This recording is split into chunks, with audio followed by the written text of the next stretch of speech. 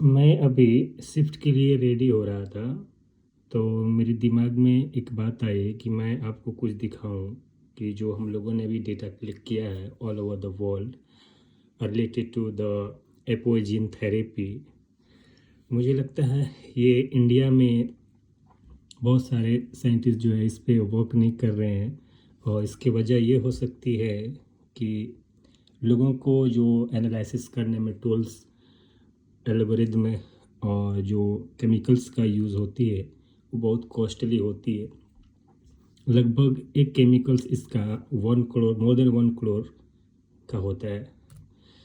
तो आप यहाँ पे देख सकते हैं कि most of the researchers doing research in epigene therapy they are from China और the USA. The first, they are China, and the second is USA.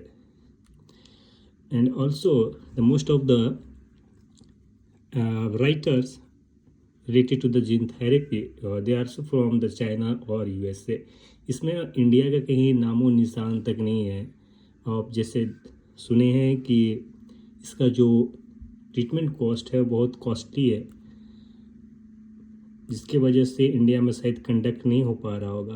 तो हम लोगों ने इसको एनालाइज करके कोशिश किया दिखाने को कि कैसे ना लोग, दूसरे देशों के लोग जो बड़े बड़े डेटे होते हैं उस पर जो खर्च करते हैं एनालिसिस करने में, बड़े बड़े जो डिजीज़ होती है उस सब की सारी ट्रीटमेंट ना आउट ऑफ इंडिया होती है और बहुत कॉस्टली होती है। जैसे आप अभी इस फौजी भाई को देख सकते हैं कि इतने सारे पैसे दूसरे कंट्री को देगा, अगर ये पैसे हमारे इंडिया में होती तो कितना अच्छा होता और सारा इलाज अगर हमारे इंडिया में हो पाती।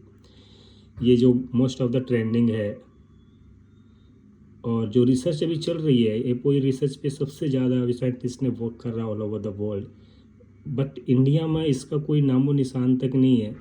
हालांकि बहुत सारे लोग अभी ग्रसित है इस डिजीज़ से, नहीं सिर्फ इंडिया में ही नहीं, ऑल ओवर द वर्ल्ड, और ये एक बर्निंग प्रॉब्लम है फॉर द वर्ल्ड्स।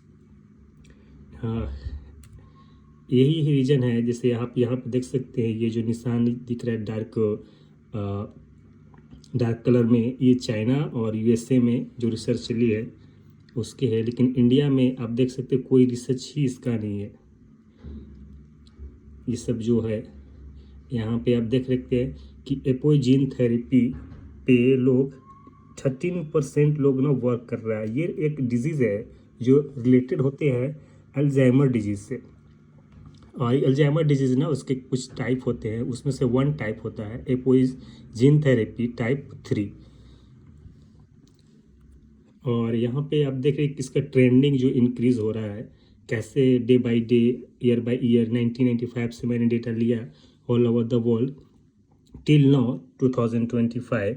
आप देख रहे हैं कि सबसे ज़्यादा जो रिसर्च हुई है इस पे 2015 से 16 के बीच में हुई है, और इसी में लोगों ने इसका आउटपुट निकाल लिया दूसरे देशों को लोगों ने, लेकिन हमारे इंडिया में अभी तक इसका कुछ है ही नहीं। आप इसमें देखें कि कंपैरिजन पहले के जो डेटा थे और अभी के जो डेटा है उसमें एपोजीन थेरेपी जो है ये सबसे टॉप लेवल पे है। ये जो रेड कलर में आपको दिख रहा है, डार्क रेड में, वो रिसेंट का एनालिसिस है, और जो ब्लू कलर में दिख रहा है वो हमारा ओल्ड एनालिसिस है। मतलब ओल्ड के लोगों ने, मतलब पहले के लोगों ने इसे रिसर्च किया।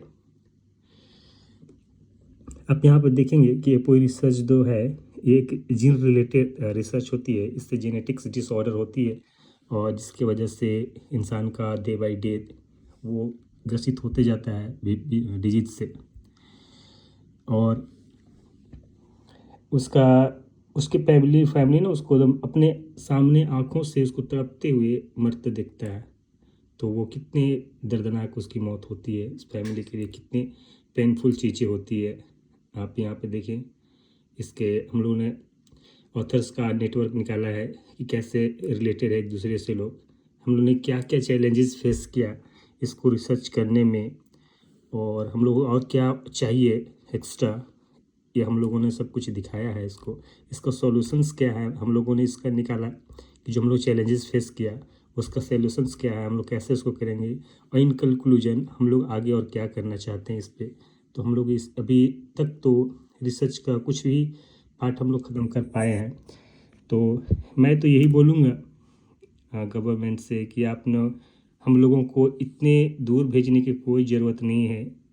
आप हमें वहीं आप रिसर्च हमें करवाते तो हम लोग शायद हमारा देश आज बहुत बड़े बड़े डिजीज़ के ऊपर दूसरे देशों में हम लोग जो पैसे खर्च करते हैं वो अपने देश में ही रहता।